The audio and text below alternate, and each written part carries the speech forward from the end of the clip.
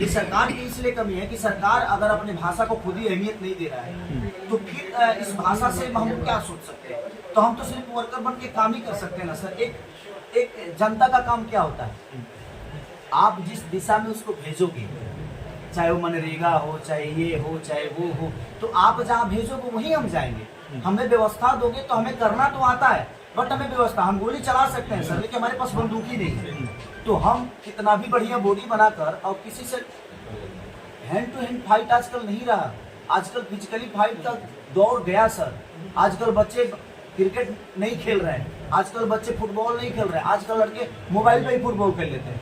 वही तो हमारा सिनेमा है कि हम पहले फिजिकली फुटबॉल खेलते थे, गुल्ली डंडा खेलते थे, आसपास खेलते थे, बहुत सारी हमारे पास खेला थी, लेकिन आजकल वो सारे खेला मोबाइल में आ गए हैं, इसलिए बच्चे फिजिकली स्ट्रॉन्ग नहीं हो पा रहे हैं। नहीं, हम बात करेंगे मल्टीप्लेक्स सिनेमा की, ताकि जैसे और जो मूवी होते हैं एक मतलब शहर में 3-3, 4-4, 5-5 मल्टीप्लेक्स में लगते हैं, लेकिन भोजपुरी सिनेमा सिर्फ और सिर्फ आनंद मंदिर ही में ही लगा है। मैं वही चीजें कह रहा हूँ कि सरकार अगर अपने भाषा को अहमियत दे दे तो मुझे लगता है कि हम क्या बोले आपसे कि हम एक दिन में मात्र 22 सिनेमा हॉल में, अभी बिहार में सिर्फ लगी है 22 सिनेमा, यूपी छोड़ के, तो हम सिर्फ 22 सिनेमा हॉल का रिकवरी हम 10 लाख रुपए एक दिन में कमा लिए सर, जबकि कोई डेट नहीं होता है।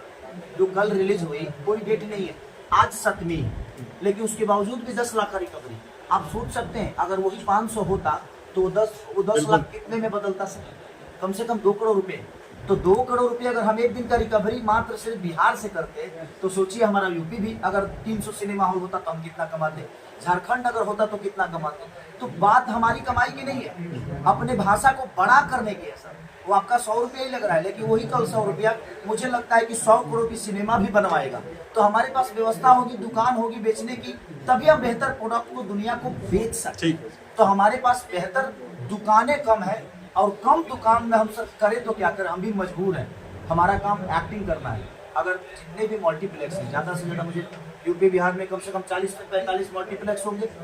अगर एक शो अगर हमें मिल जाए कि नहीं भाई मल्टीप्लेक्स में भोजपुरी लगाना होगा आपको, कम से कम एक ही शो चलाओ, लेकिन चलाओ। जैसे कि महाराष्ट्र में, महाराष्ट्र सरकार में जितने भी मल्टीप्लेक्स है सर, वहाँ पे महाराष्ट्रियन मूवी एक स्क्रीन लगती है और एक शो दिखाया जाता है, क्योंकि वहाँ सरकार सक्रिय है, वहाँ की सरकार अपनी भाषा को बड़ा करता है। उनकी मजबूरी है कि तुम्हें अगर भी महाराष्ट्र में रहना है तो हमारे भाषा का प्राथमिकता देना पड़ेगा। मतलब कहीं ना कहीं मानते हैं यूपी सरकार की कहीं ना कहीं कमियां हैं। नहीं, सिर्फ यूपी सरकार की बात नहीं कर रहा हूँ, बिहार भी वो इतना ही है, झारखंड भी वैसा ही है। सिनेमा हॉल में सर और थिएटर के मामले में और अपने भाषा के प्रति किसी के पास जागरूकता नहीं है। हम कलाकार अपने भाषा को, आज साउथ की बातें होती है सर, तो साउथ में जाकर देखिए सर कितने मल्टीप्लेक्स, और हर मल्टीप्लेक्स में साउथ की मूवी लगती है। व्यवस्था हमारे ऑडियंस को मिलता है तो 200 रुपये भी खर्चा कर लेते हैं, वो 500 भी खर्चा करते हैं। तो आप व्यवस्था तो दीजिए सर। ठीक है, बढ़िया फल होता है तो 500 रुपये किलो भी होता है तो दुनिया खरीदती है ना। अब सर आप 500 रुपये किलो बेचेंगे और कचरा वाला फल तो कहाँ से, जब सड़ा हुआ सेव कोई लेगा 500 रुपये किलो? नहीं लेगा।